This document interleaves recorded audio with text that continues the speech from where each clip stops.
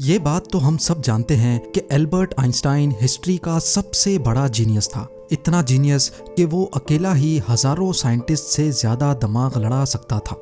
जो चीज हम इंसान समझना तो दूर की बात, सोच भी नहीं सकते, वो आइंस्टाइन ने सोची भी, समझी भी और उसको पूरी दुनिया के लिए आसान भी बनाया। एल्बर्ट आइंस्टाइन एक फिजिसिस्ट थे जिन्होंने थ्योरी ऑफ रिलेटिविटी, E=mc² और फोटो इलेक्ट्रिक इफेक्ट के लॉज बनाकर पूरी दुनिया को हैरान और परेशान छोड़ दिया था और इसकी वजह से ही इनको नोबेल प्राइज से भी नवाजा गया। इनकी एक्स्ट्रा ऑर्डिनरी सोचने और समझने की सलाहियत देखकर लोग समझते थे कि आइंस्टाइन के पास एक स्पेशल ब्रेन है जो हम आम इंसानों से काफ़ी ज़्यादा मुख्तलिफ है। इस बात का खुद आइंस्टाइन को भी अंदाजा था। इसी वजह से वो नहीं चाहते थे कि मरने के बाद इनकी बॉडी के किसी भी हिस्से पर रिसर्च की जाए, बल्कि उन्होंने तो ये इंस्ट्रक्शंस दे रखी थी कि मरने के बाद इनकी बॉडी को जलाकर राख कर दिया जाए।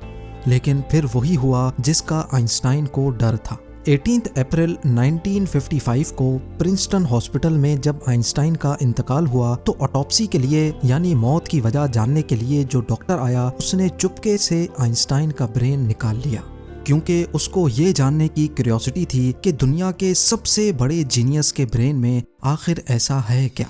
जेम टीवी की वीडियोस में एक बार फिर से खुशामदीद। नाजरीन, आइंस्टाइन का ब्रेन चुराने वाले डॉक्टर थॉमस हार्वी थे, जिनको अपने साथ होने वाले अंजाम से ज्यादा इस स्पेशल ब्रेन को स्टडी करने में दिलचस्पी थी। कुछ दिनों के बाद जब प्रिंसटन हॉस्पिटल को डॉक्टर हार्वी की इस हरकत का पता चला तो उनको अपनी जॉब से हाथ धोना पड़ा।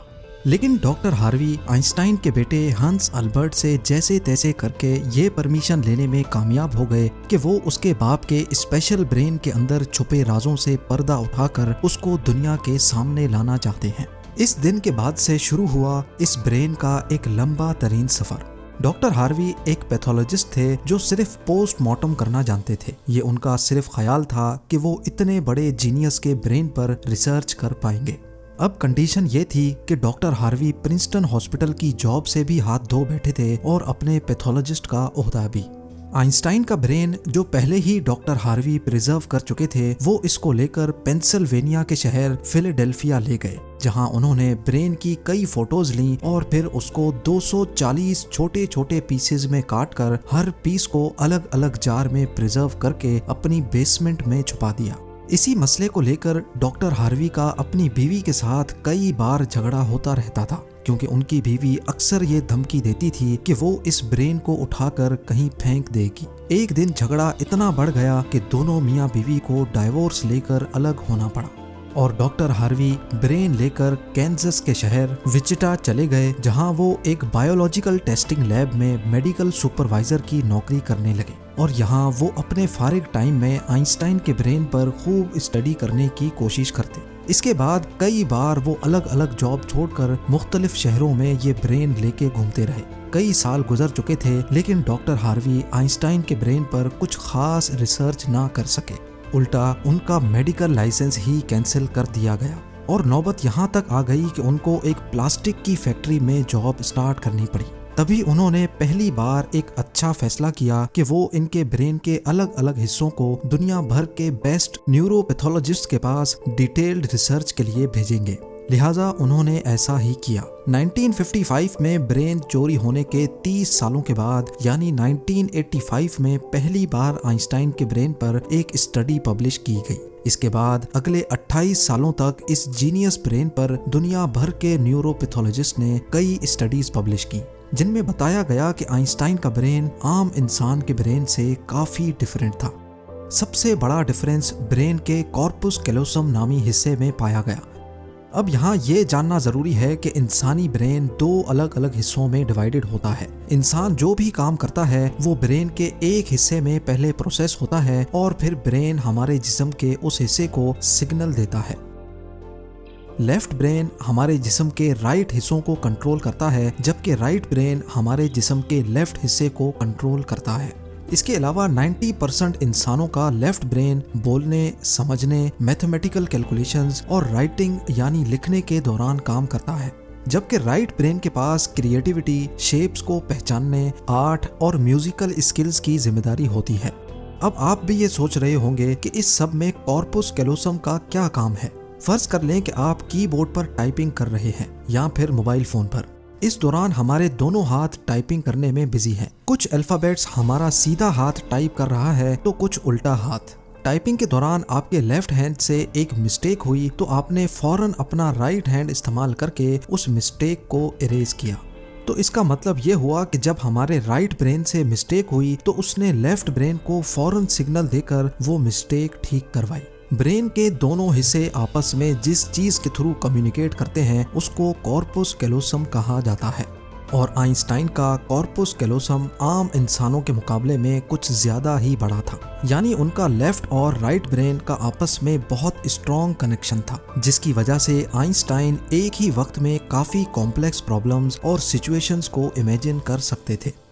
कॉर्पस कैलोसम के बड़े होने के अलावा आइंस्टाइन के ब्रेन का पैटर्न भी आम इंसानों से काफी मुख्तलिफ था और रिसर्चर्स का मानना है कि इसकी वजह से ब्रेन में न्यूरॉन्स का फ्लो काफी बेहतर था। न्यूरॉन्स के अच्छे फ्लो होने का मतलब है कि इनकी मैथमेटिकल कैलकुलेशंस की पावर काफी ज्यादा स्ट्रॉन्ग थी। Albert Einstein complex mathematical problems को बगैर पेन और पेपर के अपने दिमाग की मदद से ही सॉल्व करने की काबिलियत रखते थे। न्यूरॉन्स ज्यादा होने की एक और वजह भी रिसर्च पेपर्स में बताई गई। जब आइंस्टाइन के ब्रेन का वजन किया गया तो उसका वजन 1230 ग्राम था, जबकि आम इंसानों का 1400 ग्राम होता है। रिसर्चर्स का मानना है कि इनके ब्रेन की लाइनिंग काफी पतली थी, जिसकी वजह से इनमें ज्यादा न्यूरॉन्स पाए जाते थे। लेकिन सबसे बड़ा सवाल अभी भी वही था कि क्या आइंस्टाइन ऐसे स्पेशल ब्रेन के साथ पैदा हुए थे या इनके पैदा होने के बाद इसमें चेंजेस आई। जांच के बाद मालूम पड़ा कि एल्बर्ट आइंस्टाइन जब पैदा हुए थे तो वो पूरे 5 सालों तक बोल नहीं सकते थे, जबकि दूसरे बच्चे 2 या 3 साल की उम्र में बोलना शुरू कर देते हैं। जब उन्होंने बोलना शुरू भी किया तब भी वो ज्यादा बोलना पसंद नहीं करते थे, बल्कि हमेशा अपनी सोचों में ही गुम रहते थे। उनके पास चीजों को मेमोराइज करने की पावर काफी कम थी, यहाँ तक कि उनको सिंपल मैथ्स के टेबल भी याद करने में मुश्किल होती थी। वो मैथ्स और नंबर्स को लॉजिकल तरीकों से प्रोसेस करने के मास्टर थे, ना कि उनको रट्टा लगाकर याद करने के। स्कूल लाइफ में बाकी हर सब्जेक्ट में आइंस्टाइन फेल होते थे, सिर्फ मैथ्स और साइंस वो वाहिद सब्जेक्ट्स थे जिसमें आइंस्टाइन के नंबर्स सबसे ज्यादा आते थे। जब एल्बर्ट आइंस्टाइन 12 साल के थे तब एक फैमिली टीचर अपनी ज्योमेट्री की बुक इनके पास भूल गए। हैरत अंगेज तौर पे सिर्फ एक ही दिन में आइंस्टाइन वो पूरी बुक पढ़कर अपने ज्योमेट्री के कॉन्सेप्ट्स क्लियर कर बैठे।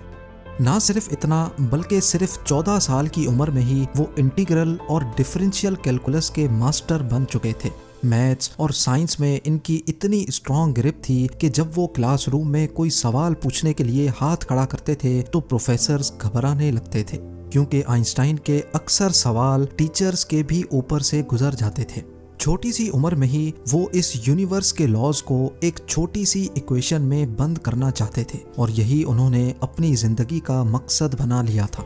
26 साल की उम्र में आइंस्टाइन ने 4 रिसर्च पेपर्स पब्लिश करके पूरी दुनिया को हैरान कर डाला और इसी वजह से उनको पीएचडी की डिग्री और ह्यूमैनिटी के लिए आला किरदार अदा करने की सूरत में नोबेल प्राइज से भी नवाजा गया।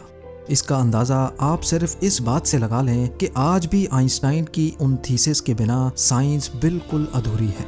कई डॉक्टर्स और साइंटिस्ट ने ये नतीजा निकाला कि आइंस्टाइन का ब्रेन उनके पैदा होने के बाद स्पेशल बना था, जिसकी सबसे बड़ी वजह यह थी कि जब उनको अपने सवालों का कोई जवाब नहीं मिलता था तो वो खुद अपने दिमाग की मदद से जवाब तलाश किया करते थे।